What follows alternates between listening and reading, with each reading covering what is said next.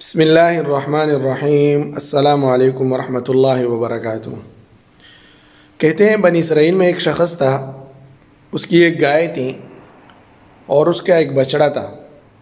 تو اس نے ایک دن اس بچڑے کو اس گائے کے سامنے یعنی اس کی ماں کے سامنے اس کو ذبح کر دیا۔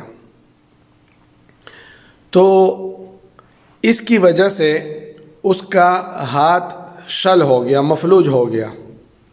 یعنی ماں کے سامنے اس کے بچے کو ذبح کرنا کیا گزرتی ہوگی۔ جانوروں کو بھی اپنے بچوں سے محبت ہوتی ہے۔ تو کہتے ہیں زمانہ گزر گیا، کچھ وقت گزر گیا، تو وہ کہیں پہ بیٹھا ہوا تھا کہ ایک پرندہ، چھوٹا سا پرندہ گھونسلے سے گرا، اور جب وہ گھونسلے سے گرا تو وہ اوپر اپنے ماں باپ کو بے بسی کی حالت میں دیکھ رہا تھا کہ میں ابھی زمین پر پڑا ہوا ہوں، میں کیسے یہاں سے اڑوں گا۔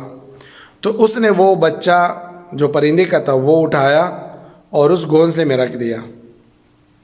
اللہ تعالیٰ کو اس کا یہ عمل پسند آیا، تو اس کے شل ہاتھ کو، مفلوج ہاتھ کو اللہ تعالیٰ نے درست فرمایا۔ یہ کیا تھا؟ معمولی سی برحمی پر اللہ تعالیٰ نے اس کو کیا سزا دی، اور معمولی سے رحم پر اللہ تعالیٰ نے اس پر کیسے رحم کیا۔ اسی وجہ سے حدیث شریف میں آتا ہے ارحموا من فی الارض یرحمکم من فی السماء، کہ زمین والوں پر تم رحم کرو، آسمان والا تم پر رحم کرے گا۔ ہم میں سے ہر کوئی تقریباً کسی نہ کسی مصیبت میں گرفتار ہوتا ہے، ذہنی، جسمانی، دماغی، کسی بھی صورت میں کسی مصیبت میں گرفتار ہوتا ہے۔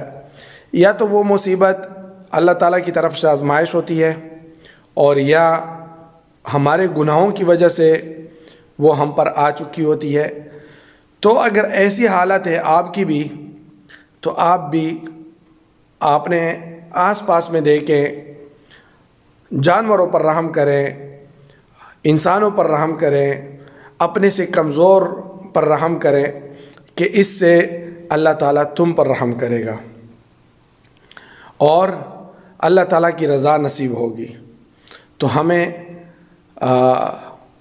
مظلوم پر اور اپنے سے کم تر پر ظلم نہیں کرنا چاہیے، بلکہ اس کے ساتھ رحم کے ساتھ پیش آنا چاہیے، کہ رحم ایک ایسا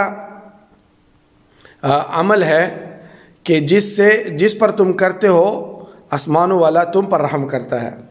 اللہ تعالی ہمیں عمل کرنے کی اور سمجھنے کی توفیق نصیب فرمائے۔ والسلام علیکم ورحمۃ اللہ وبرکاتہ۔ دوستو، صادق ٹی وی کو سبسکرائب کرنا مت بھولیے، ویڈیو کو لائک کریں، شیئر کریں، اور کمنٹ سیکشن میں اپنے رائے کا اظہار ضرور کریں۔